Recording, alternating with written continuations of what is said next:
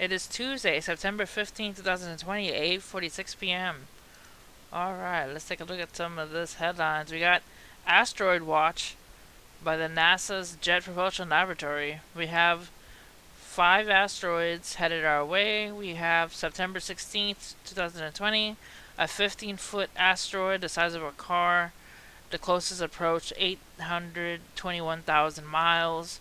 Then we have September 16th, 2020, a 60-foot asteroid the size of a house.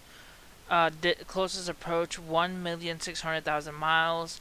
Then on September 17th, we have a 99-foot asteroid the size of a jet. The closest approach, 4,410,000 miles. Then September 17th, we have a 200-foot asteroid. The size of a jet. The closest approach is 1,590,000 miles. Then we have September 18th, a 69-foot asteroid the size of a jet. The closest approach, 324,000 miles. That is the closest one, and its name is 2020 RA6.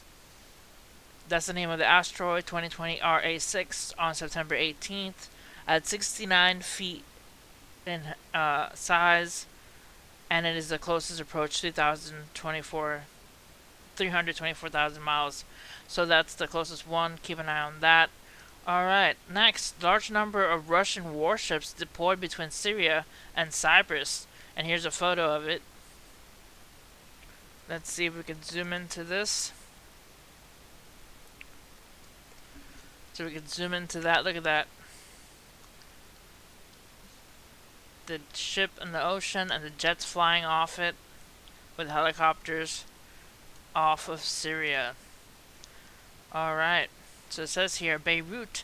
A large number of Russian warships were recently tracked off the coast of Syria and Cyprus and the eastern Mediterranean region, the Russian publication Avia Pro reported.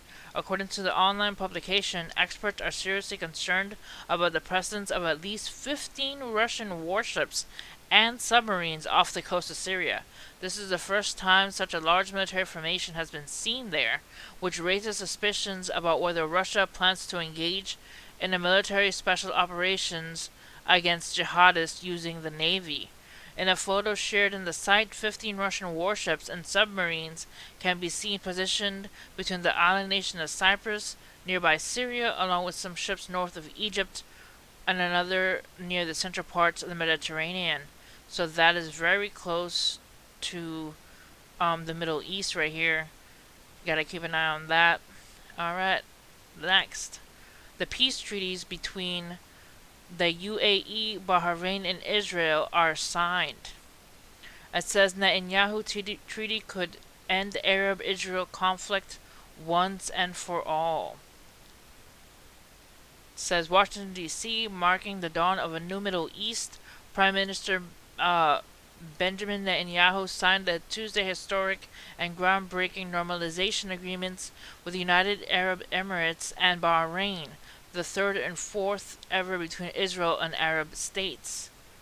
This is an incredible day for the world, said U.S. President Donald Trump at the start of the ceremony.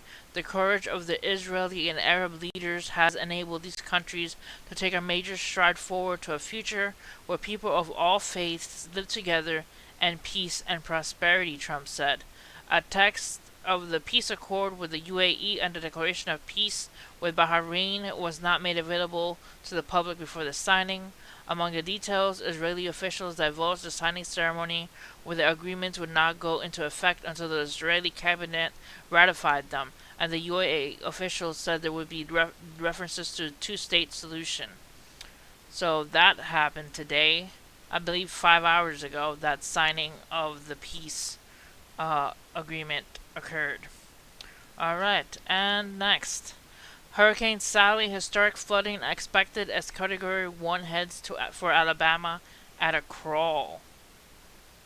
So, Hurricane Sally is maximum sustained winds of 80 miles an hour, and it is moving along at 2 miles an hour. That is pretty slow.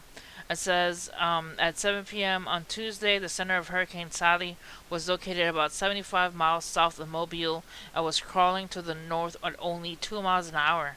It has been moving at a slow pace all day, which means that could bring a lot more flooding. Hurricane Sally winds were holding at 80 miles per hour of the latest update. The biggest threat for historic flooding remains for South Alabama, which could also see damaging storm surge and tornadoes tonight. At the core of the storm, with some of the strongest winds and heaviest rains, was just about to move onshore on the Alabama coast near Gulf Shores as of Tuesday evening. The official forecast track for the National Hurricane Center shifted east earlier Tuesday and has shifted southward when Sally moved inland over south central Alabama. Landfall could come overnight on Wednesday morning. The current forecast track shows Sally's center moving in or just east of Mobile Bay. Another rapid period of intensification isn't expected for Sally as it nears the coast. Alabama remains under hurricane and storm surge warnings, and the storm surge forecast for Alabama and Mobile Bay has been lowered some today. Winds and rain continue to intensify along the coast, and flash flooding is already ongoing. A tornado watch is in effect for Baldwin County until 6 a.m. on Wednesday. Sally is now expected to be a tropical storm strength as it moves across Alabama through Wednesday and into Thursday.